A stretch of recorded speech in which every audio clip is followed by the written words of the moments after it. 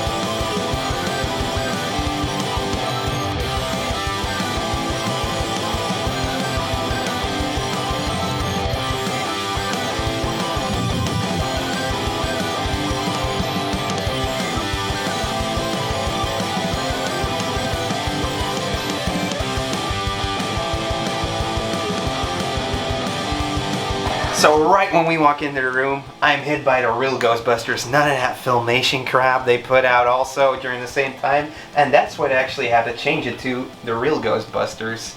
Now the toy line had 10 waves, and you have most of them, or you have all 10 waves. Correct. Vintage Kenner Ghostbusters is my main toy line. To me it's also the best toy line out there. I love the cartoons, but I really love the toys. I'm actually own all of the figures new on card, in pretty good condition. I still need a few playsets, but I'm just focusing on the actual figures and the vehicles. I'm now currently upgrading all cards with custom-made acrylic cases. Still have a few to go, and in a few months I think I will be owning a full set displayed in acrylic cases. This is pretty cool to see. I mean, you get the Ectoglow ones, these are the 10th wave, they're the last wave, right? Yeah. They're impossible to find loose. I don't have it loose in my collection. I've never seen it. I've never seen it as well. They don't even pop on eBay. Spoke with some high-end collectors, and they told me if you want to own this loose, just buy the card and bust it open. But you can't I'm really do not that. going to do that. You also got the 4 main guys. Yeah. Are these the original These- first wave ones? No, these are not the actual first wave, but these were the 4 last figures I actually needed to complete my set. Of course, they're the most expensive ones. Very hard to find, right? Very well, not that hard to find in the States, but here in Belgium, they're pretty hard to find. I'm actually still looking for the Belgian card of the main 4, but obviously that's gonna be That's something for the next 10 years. agreed. Yeah, probably. So But you got some great stuff over here. You got some of the ectoplasm stuff. You got lots of slime. yeah. Oh boy, I just love slime. Let me show you. I think actually the camera guy, he might want to sniff this one. Matches?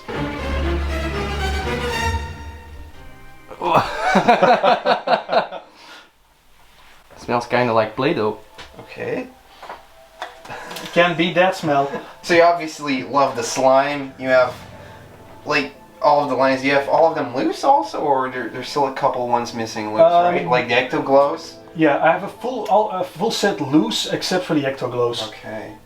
Alright. And I'm always happy to buy more ectoplasm cans, so if any of you viewers selling, just hit me up. And what are, like, your favorite toys from back in the day? From back in the day, I think my main 4 ghosts were H2 Ghost, Bad to the Bone, Slimer, and of course Stay Puft. Yeah, you have a couple Stay Puffs over here. Are these, like, different cards? They're the European Exactly. one, the American one? Yeah, this is the UK version, I have the American version, and down there I also have the French version as well. I'm still looking for the Belgian version. And what's this guy? This is this is not vintage. It's released by Matty Collector a few years ago. It's a huge Stay Puft. It's foamy. and it just it's epic to display. Yeah. I got it from Looks my pretty friend cool. Stockman's Collections. He gave me a sick deal on it, and I'm happy to display it together with They the rest come of my with the staples. box. They come with the box, and actually in an even bigger box, and they're actually made for the I think it's 6-inch toy line of Mattel. So if you buy the figures, they display pretty well with this display set. I think I'm missing 3 items to have a real full Kenner set. In time, eventually I'll get them. There's no rush.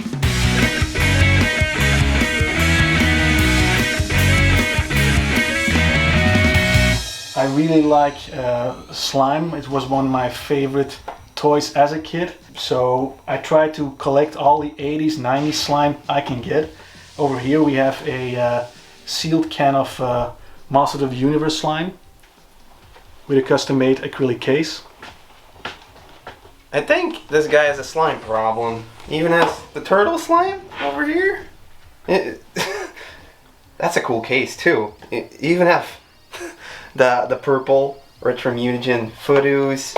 There's Toxic Crusader slime over that's here. an epic box. This is the one I had as a kid because I couldn't get like the real deal. I had to get like a slimy, and this one has 2 colors. I never seen that. I just had the pink one. This is not vintage. I bought this in Hong Kong in the Toys R Us a few years ago. So they're still making? They're still making it. They're still making it, but not in Belgium. So over here it's not common. So we need to go to Hong Kong. Oh man, no, this thing, I like poured it all over my sewer playset for turtles. Nice. Yeah, man, this is cool, slimy. Awesome. Now you got a great collection over here of something that really is close to the heart, TMNT. I grew up with that. I think you're a bit older than me. You're like an 80s kid? Yeah, 83. Okay, So- 80s and 90s kid, because TMNT was like all over the 90s, right? I love the cartoons and I love the first movie. The problem with this toy line is it's freaking huge. I mean, there's so much turtles to collect. So I'm trying to focus on, I call it the classic brick background cards. Yeah. They're around 70 cards. I'm only 1 card away for a Which one do you need to get? Muckman. Muckman? So if any has any That's Muckman for doable. sale, yeah, it's doable. Definitely Still, doable. just need to buy it and that's it. You recently got these over here, the Dino ones, right? Yeah, correct. I actually owned them like 5 years ago. I sold them because I was just focusing on these guys, but I always regretted selling them. Last week I met someone who was selling them and it was a good deal, so just need Leo to finish the set and I'm done. Awesome. Yeah. What's your favorite card in here? Like, do you have like a nostalgic toy or a character from back in the Well, day? I was always a Mikey guy, but if I have to pick, it's definitely the main 4. I have the Soft Hat Fan Club editions, so they're, I think, the most sought after version of the original 4. I was able to pick them up pretty locally here in Antwerp. And then over here, we can already see like a bit more of the movie oriented stuff. You got some of the Terminator stuff over here, looking pretty darn neat. I just love T2. Terminator 2 is probably the best action film ever released. This one was also one of my first high-end collectibles. And How much does like something like this go for? Like who made it, or what is this actually? Like, it's the first time I'm seeing something like this. There are several versions of this one. I used to have a battle damaged version, which isn't as clean as this fully chromed version. So I was able to trade it in for an upgrade, and yeah, this one is super clean. It looks real, guys. Is it heavy? Is it like metal? No, it's actual metal. it's full on metal. It's like 10 pounds, maybe What? even heavier. I took out the batteries, but the eyes light up? function and It's so messed up that it's like actual teeth. Yeah. Like it looks like actual teeth. That's so really cool. yeah, this one is I believe released by Toynami, and I think it goes for about 700, 800 bucks. And that's not the only thing you have over here. You also seem to be really into Back to the Future, right? Yeah, back to Like over here on the TV, close to the TV, we got the hoverboard, and it's signed by Christopher Lloyd. Correct. Yeah. How did you get this? Well, Back to the Future is my #1 movie ever made. It's the best trilogy ever produced, and it's just for me it's a perfect movie. It's the only perfect movie that exists for me. So a few years ago, I was able to meet Christopher Lloyd at FACTS. Okay. That's And, like the Belgian Comic-Con for you exactly. guys out there. Yeah. So I just had to bring my hoverboard made by Mattel and get it signed. When did they make this? I think maybe five to 6 years ago. Oh, okay, so it's fairly new. It's fairly new, but in the USA, in the States, it was you were able to buy it a lot more easy than here in Europe because the box is really huge. And they didn't import it to the local stores here, right? I was able to buy it from a guy in Holland for a pretty good price. The only downside is Christopher Lloyd, he didn't want to sign it to my name and to my son's name. Okay. He just wanted to write his name. He didn't give any explanation. He just wrote his name and that's it. Okay. I took some pictures, so it's still a good memory, but yeah, I would love to give it to my son later on, but it is what it is, I guess. Yeah. But it's kind of a weird, like, why would you not want to do that? Because I guess people would ask, don't sign it to anyone so I can sell it, but if it's dedicated to you... Exactly, I didn't understand it either. It's not something you're going to pop on eBay, I guess. Plus you're paying a lot for his autograph, so... yeah, but you're paying just for his autograph. Maybe you have to pay extra for it. Maybe. And at the same Comic-Con, I was able to meet one of my childhood heroes, Ernie Hudson, Winston Zeddemore from Ghostbusters. And he did sign this Lego box to me and my son. He says, Alec and Phil, who are you gonna call? Ernie Hudson. So that's pretty cool. So in the 80s and 90s, you of course had a lot of really cool cars in the TV shows, in the movies, but one of the cars that like is the most epic to me has got to be the DeLorean. Definitely. The DeLorean, and you have a replica over here. Yeah, it's made by Hot Toys. Hot Toys is specialized in action figures, scale 1:6. So it's probably the biggest toy car around. The detail is it's insane. It's an expensive toy, but yeah, I just love it. I had to buy it. You have some more Hot Toys over here too. These are all like movies you really like. You enjoy? Yeah. Well, it all started actually by buying Heath Ledger Joker from The Dark Knight. The detail of these figures is just insane. You can pose them any way you want. It has a lot of accessories, guns, extra clothing. Yeah. Over here we have a life-size Iron Man bust made by Sideshow. And the eyes even light up. So. The eyes even light up. Yeah, my son he loves that one. You also have the NECA big Tmnt ones. Yeah, that's also not vintage, but they look finished. I mean, they're movie. They're just perfect to me. The only downside is it's really expensive compared to the guys who live in the States. Yeah, I believe they retail around $90. Yeah, and they even had like one deal where there's like buy one get one for free. Really? Wow. Yeah, I saw it on Instagram, and I was like, guys, send me one over. Yeah. Okay. That sucks. Yeah, for us European collectors, it's all the additional shipping and the import taxes. Plus, they're big toys, as you can see. Yeah. It often kills the deal, but I just had to have those four.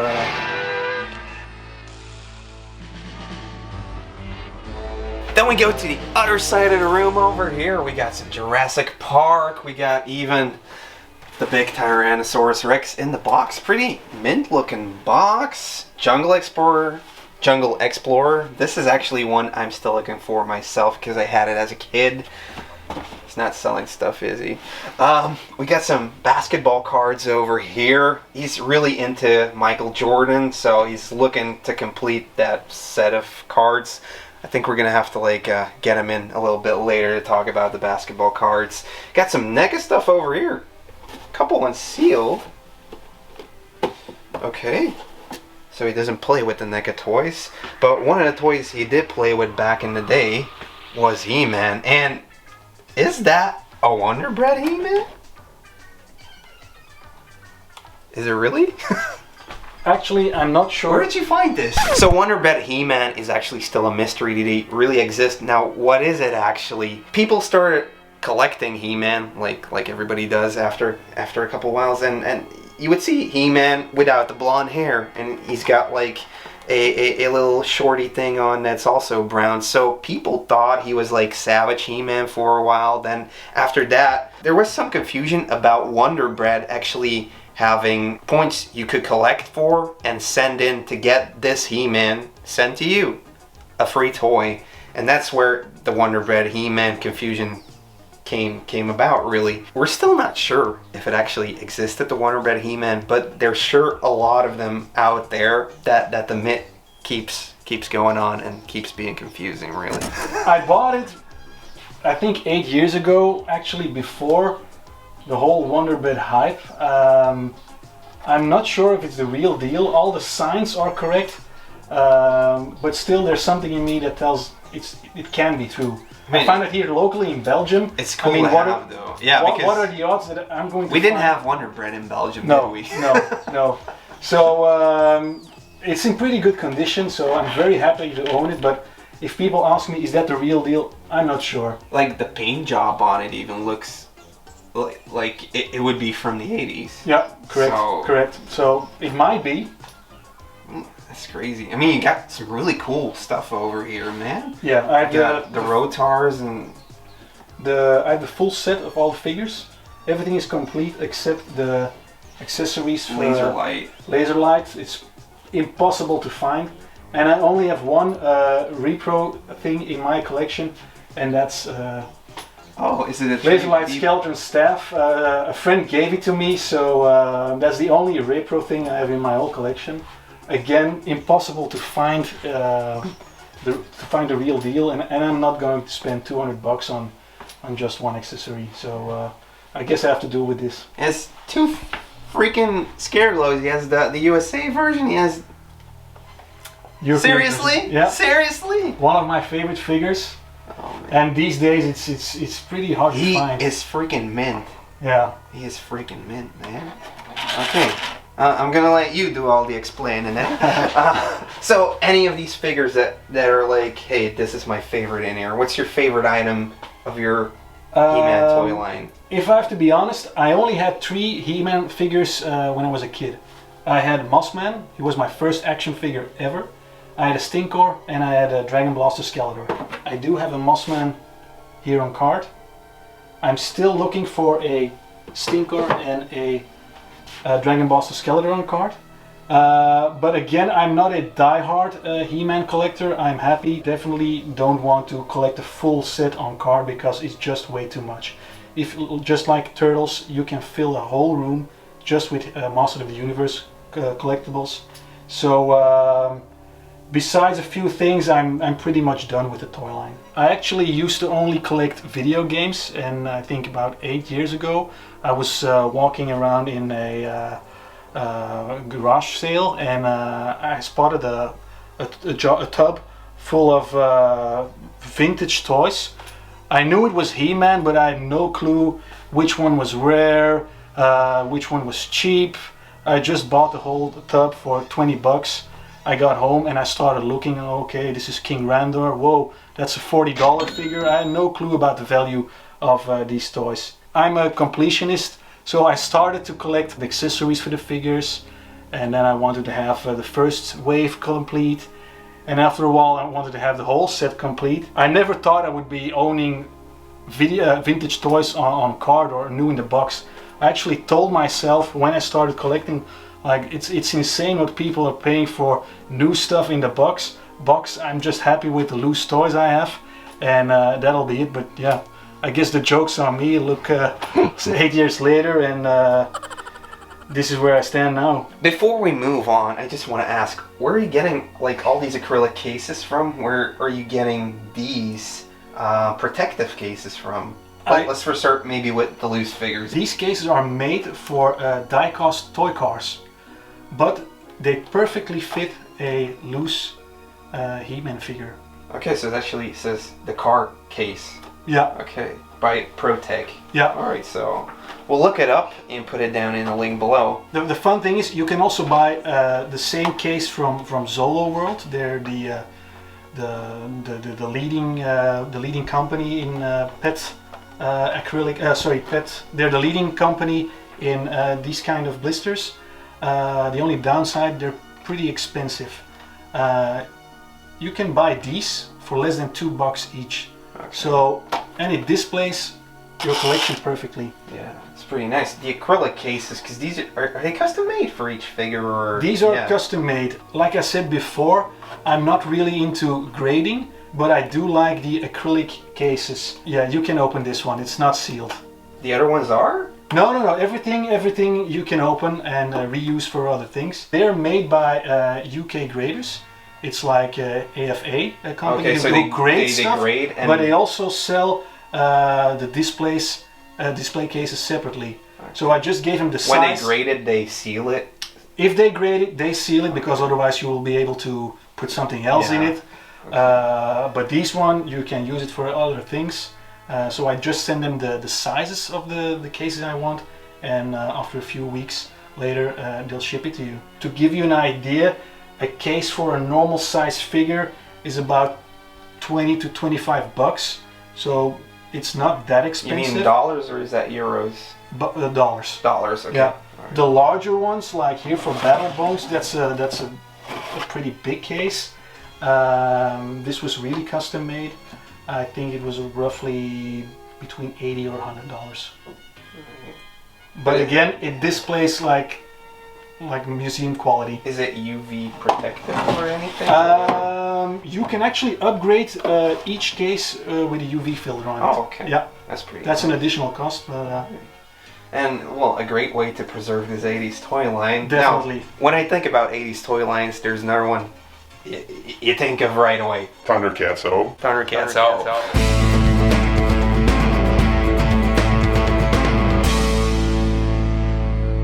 First up, you got a freaking Stinger on card. That's like one of the most that's the hardest figure to get, because the wings are always missing. Definitely. I actually, in 8 years of figure collecting, I've never seen a loose Stinger with the wings on. I do have a loose one here, but I mean the wings are so fragile, it's just impossible to find. But it's probably the most expensive toy I have in my collection. Very happy to own it. Thing about the Thundercats toy line is the figures look so different from each other. Like there's when I see them all together now, I'm like, okay, it's the same toy line. But when you find them like at a garage sale or something like that, is this Thundercats or not? I agree. That's like this thing over here. What's that? That's the Tomosaurus. It's also a very hard to find piece. Also got it in a trade with a buddy. I'm not going to display it to you guys, but you're able to roll out the thumb, and it's hard to find. It's the same thing with that's Mummer's Tomb, right? Correct. I've never seen that before. And it's very nice. We'll show it later on, but if you turn out the lights, the eyes and the teeth, they glow in the dark. They're glowing in the dark. Yeah, it's a very cool playset. How did you get all this? Because you trade a lot with people, but where are your hunting grounds? Do you still go out to a flea market? Is that what you did before? That's what I did before, but since I have 2 small kids, it's just impossible to get up every Saturday or Sunday morning. Can you still find something that you need for your collection, actually? Or is it really scarce, statistically, on a flea market, you mean? Yeah, are you still gonna find something? It's very impossible. I believe it's impossible. Or you have to get up very early and be super lucky. But then again, I'm not gonna get up at 4 a.m. on a Sunday and then coming back with nothing. So I just gave up on flea markets. So flea markets are off the table, but you used to do that for years and years, right? Especially for my video games. 15 years ago, you could fill a car with $50 of stuff. I mean, we went to flea markets, we saw multiple copies of Zelda laying around, and we have one Zelda, we don't need the other one, and we didn't care about it. We didn't care about it. Retro gaming back then was really new. I even met on a flea market a Sega employee who was selling his prototypes That's the stuff dreams are made of. And it was dirt cheap. I mean, it was like giving it away. What? And we just didn't realize what was happening. The thing is, most of the toy lines are almost complete. Like here, Thundercats. You only need one more. Ramirez slingshot, and that's about it. I'm only focusing on figures. After the flea markets, I think most of my collection is built on buying other people's collections or buying in bulk. And then you just take what you need and you resell. Take the good stuff for your own collection and trade or sell the other stuff. Because you can't keep popping in cash like it's nothing, right? Definitely, and some people call it reselling, but again, I mean, this is the only way I could fund a collection like this. Yeah. So, and now it's hard to find the stuff I really want, so it's like grail hunting. Once a few months I can find something that I really want, and then I have to go for it. Really cool, guys. Now, let's take a look at some of those games. So here's my game collection. I started collecting games about 18 years ago. I was walking in Antwerp City, and I passed by a Japanese manga store. They were selling loose NES consoles with loose games, and I stopped and I said, wow, that's a trip down memory lane. And I walked away with a loose NES with Double Dragon 2, one of my favorite games. And back then I had no idea that people were collecting these kind of things. I just bought it to play it. I started searching about this on different forums. Yeah, one thing led to the other, and I now mainly focus on NES and Super NES. I no longer have the ambition to complete it. Because 2 years ago I bought an arcade cabinet, but I'm proud of the stuff that I have. We have some pretty cool titles, hard to find titles, like the Gargoyles Quest 2 PAL version, the infamous Action 52. This one's also very hard to get, especially in the box, Clu Land. The Mega Man series still need Mega Man 6, so if anyone is selling it, let me know. For Super NES, I mainly collect it in a box. I don't collect card only. I just like to display my games as well. So yeah, box only. So guys, can we maybe continue the video? What do you think, Matches? Nay. Nay. What do you actually have here? Is this like an official Mortal Kombat case? No, this is a custom made one by a company in Belgium. They do sell out of the box arcade cabinets, but they're also thinking with you how to create your custom ideal arcade cabinet. For the best experience? Well, or I mean, I'm only going to buy this once. Like the side things over here, what are these for? For flippers. I can play pinball games. Alright. On it, it has the rollerball. Rollerball? Rollerball, Yeah. trackball. Trackball. It has the pinball buttons, the trackball, 6 buttons, full Sanwa, Japanese button quality. Why I wanted an MK2 cabinet? I was very fortunate to own a dedicated MK2 cabinet when I was a teenager, and I also had a dedicated Killer Instinct cabinet. How did you get those, man? I bought it really cheap, actually traded one for like a few $100. And my mom was sweet enough to keep both of them. But then I got married, and my first house was an apartment, and I couldn't bring the arcade cabinets with me. So I had to sell them, and I told my wife as soon as we get a house, I was going to buy an arcade cabinet again. Found this company in Belgium who makes these kind of things. So it was a decision between this layout or the Killer Instinct 1. But since I own these statues from Pop Culture Shock, I decided to go with the MK2. So is this what you play all the time, or do you actually still play NES and stuff like that? I'm a bit ashamed to admit that I have no longer an NES or Super Nintendo connected to my TV. I only have a PS4 connected to my TV. because everything I need is on Right this here. system. So one of the things you usually don't see over here in Belgium is somebody actually collecting these basketball cards. Sports cards, yes, Sports indeed. cards. I collected basketball cards in the 90s, like most of the kids.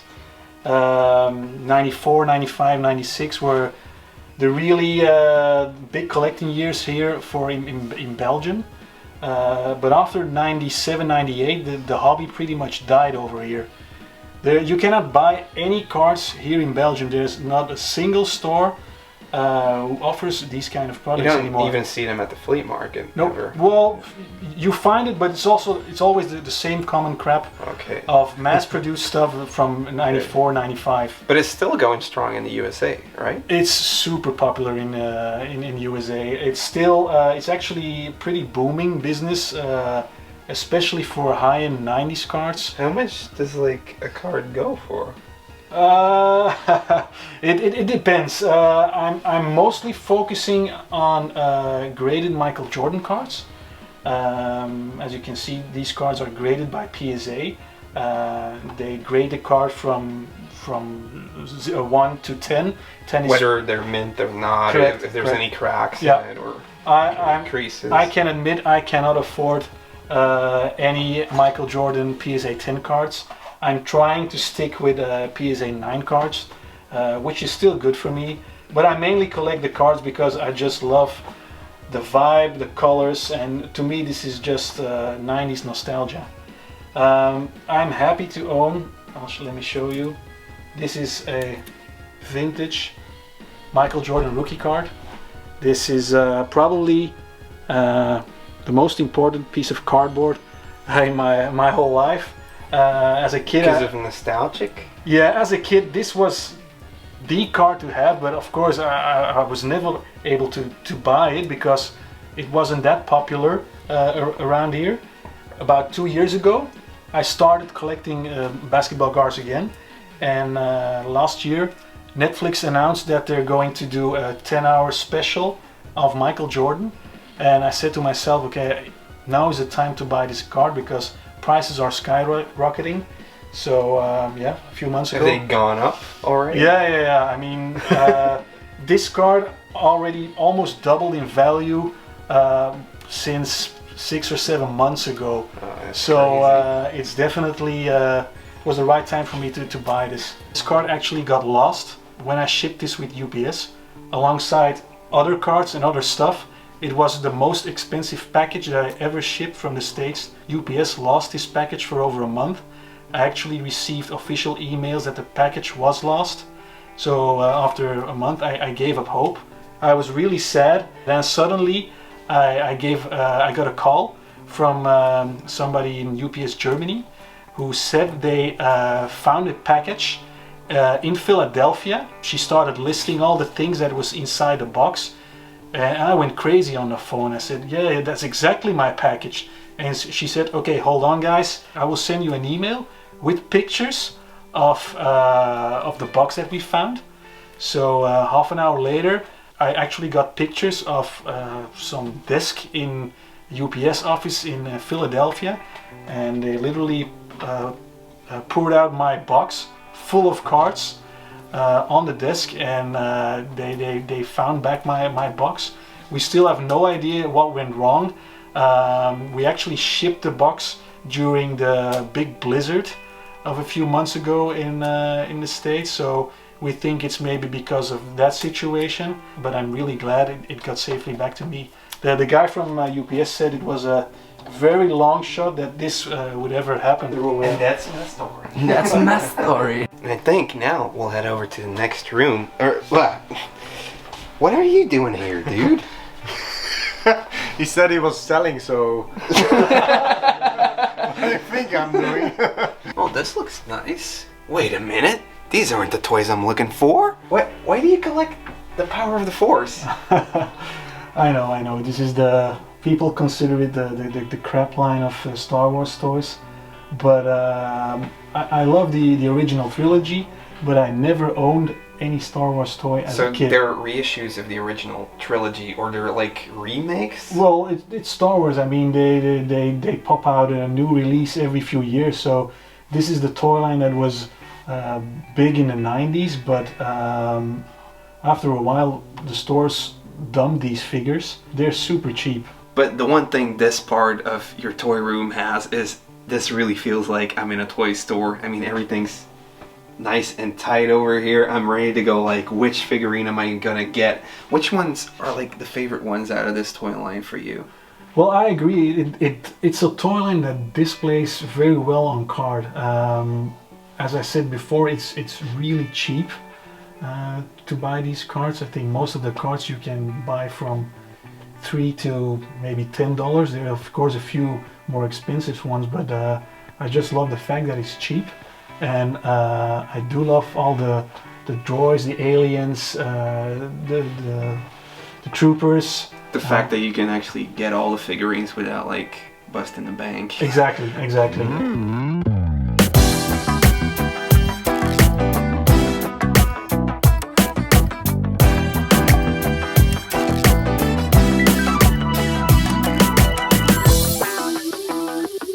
So now we're in the last room. Right before this, we were at the Star Wars hallway, kinda. Yeah. Yeah. Over here is pretty much where everything got left out that you can fit in the main room. Yeah, this is actually the garage, as you can see. It's not as well displayed as my other room, but How much G.I. Joe do you have, dude? I think I have around. You have like all the G.I. Joe over here, loose figures right here, NES sets. There's 6 NES sets over here, and it just keeps going. You got Xbox 360. You got collector's editions. You have, what is this? Final Fantasy Shrine? Yeah, Final Fantasy VII is my favorite game ever. So I'm really looking forward for the remake. Not die-hard collecting everything from Final Fantasy, but if I can buy it cheap, I'll add it to the collection. G.I. Joe is a very complicated line to collect, to complete. There are many different action figures and many different vehicles. I actually gave up on completing this set because it's so damn hard to find all accessories for the figures. Also, the prices are going up very fast the last 2 years. Even basic figures are getting really expensive. I know it's a shame I can't display my figures, but in my next toy room these will get a nice shelf. But I do keep everything separated per year in these kind of blister boxes. I think I own around 500 figures, and I think about half or 300 are complete.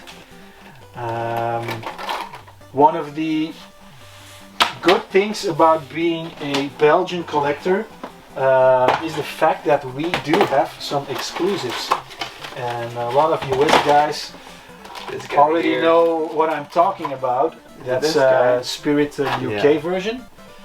Also have Mud and Junkyard UK exclusive. But my favorite G.I. Joes are Tiger Force. Oh man. Here you go. And I'm probably the hardest one to find, Blizzard. Blizzard. Yeah. And one of my favorites, Outback. But you need to know that these are the collectible ones for Europe. I mean, you even have the Tiger Force boxes over here. Yeah, these are not that hard to find. But it's Blizzard and Outback. Yeah. And knowing Sneak peek. knowing is half the battle.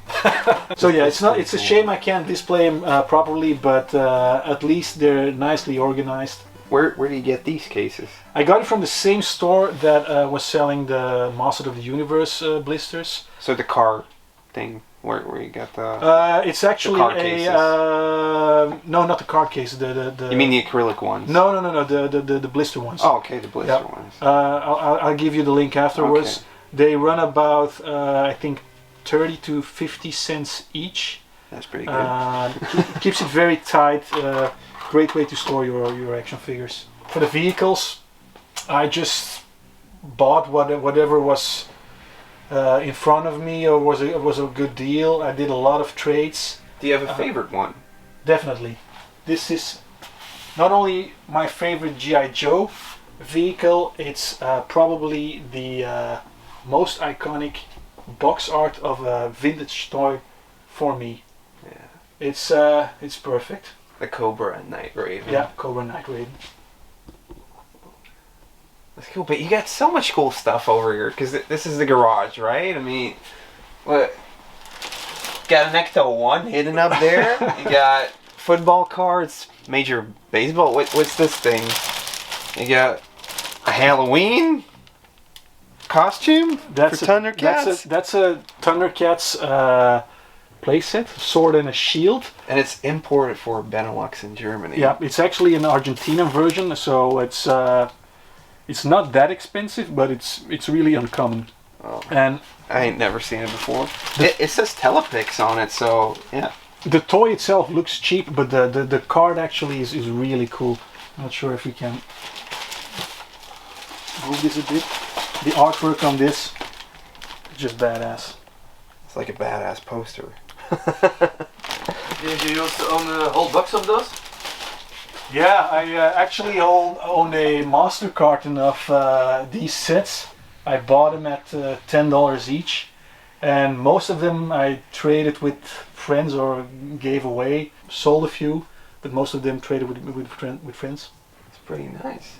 Talking about finding cool stuff like that, what is the most epic find you've ever done? One of the most epic finds was my vintage Lego haul of I think 3 or 4 years ago. Is this all it? You know, like up here, all the way here? Some stuff in the vitrine down here?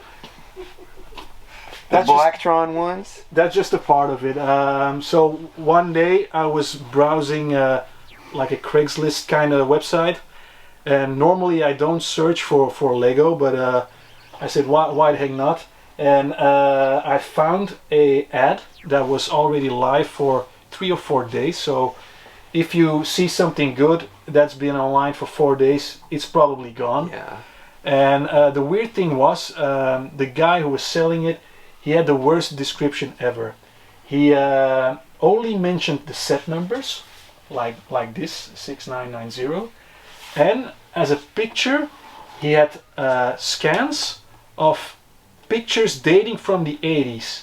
So actually, he built some sets, some towns. He took pictures of it, and then he posted the scans of those pictures. So yeah, it sounds complicated, but anyway, it was the worst. But you were like interested enough to go and email him and be like, hey, I want to come and check it out. I started to check all the set numbers. Okay. And I was like, whoa, this guy is owning the monorail. Because the monorail, that's a pretty epic piece, right? It's one of my top 10 items in my collection. I never owned it as a kid. It was a really expensive Lego playset back then. But yeah, that was part of the deal. But let me get back to the story. So I'm checking all set numbers, and I was thinking, wow, this is impossible. This guy has over 200 vintage Lego sets, and all the big ones are there. So it was a Friday night. I gave the guy a call, and I asked him, is it still available? I said, yeah, it's still available, and I also have the boxes for the Lego sets. I couldn't believe it. I said, okay, is it okay that I come over? So it was already, I think, 11 o'clock at night on a Friday. I gave a call to my buddy, who's also into Lego, and we decided to drive to the seller. Yeah, we arrived at maybe midnight, and this older fellow, I think maybe 50, 55, 5 years old, he opened the door and he said, okay guys, let me take you back to my shed in his backyard. It was a really old shed. He opens the door, and then boom, we saw maybe 250 vintage Lego sets in the box, and we just couldn't believe our eyes. We negotiated a bit about the price, and we got it for a very good deal. And yeah, we filled up our car till the brim. I mean, everything was completely full. Stacked to the ceiling. Stacked to the ceiling as well. And yeah, I'll show you the pictures later on. Later that night, I unloaded everything here, and yeah, it's one of the best hauls I ever had. Like, I always wonder if you have like a collection like this. I mean, hundreds of toys, hundreds of games. How do you get to enjoy every toy, or how do you get to enjoy the collection? There are many aspects. I just love displaying everything. I'm also a maniac with categorizing everything in Excel sheets, keeping track of what I paid, what's the current value. I love to take my friends to give them a tour, to my family, and of course I have 2 kids, and I just love to play with it with my kids. Of course I don't open the new stuff, but I do keep a lot of the stuff also loose to just play with the kids. Yeah. Okay, that's awesome. People always ask when I do these videos, like, how much money does this guy have, or how do you actually pay for all this? What's like the budget you work with? Well, I have a normal job, trust me, normal office job, so don't expect anything fancy. I was just fortunate to start collecting 18 years ago, and as I told earlier, if I had $50 in my pocket, I went to a flea market and I just could fill my trunk with video games, and yeah, that's the way how I started to collect my collection. Then 8 years ago I started with vintage toys. Back then here in Belgium it wasn't that popular as now. I mean, if you go to a con now here in Belgium, you see a lot of vintage toys, and 8 years ago nobody was giving about it. It was yeah, I was like searching for it actively. What I always say to a new collector is try to avoid buying single items. Try to buy in bulk. It always lowers the price, and you avoid paying shipping for each item individually. Yeah. So that's one of my main things how to build a collection is try to buy people's collection, and try to buy bulk. And I think definitely like just connecting with our collectors, because when you buy a lot, there's stuff they can use, and you definitely. trade with each other. It's actually way harder to do a good trade, because everybody wants to get the best deal out of it, but it's also the most fun way to deal with your friends. We often had trade nights here also with Stockman Collectibles, and yeah, it's every trade we have we kept pictures, and yeah, just good memories. So yeah, buy bulk, trade with friends, and just sell the stuff you don't need. You don't tell me what to do. So are you selling any stuff right now? Is there like some boxes we can dig through? I do have some boxes you guys can dig through. Okay, so I think we're gonna do a separate video on that, so definitely subscribe and tune in for that video a bit later. So guys, thank you so much for watching. I want to thank Back in My Day for this tour. Definitely check him out on Instagram. If you have a really cool toy room or game room and you want us to come over, send an email to edsretrogeekout@gmail.com and we'll see what we can figure out. As always, thanks so much for watching, and we will see you in the next one. Bye. Bye. If you sold any kidneys. Yeah, that's true. You haven't, or you have? No. Looks at you. Yeah, that's true. So, have you sold any kidneys?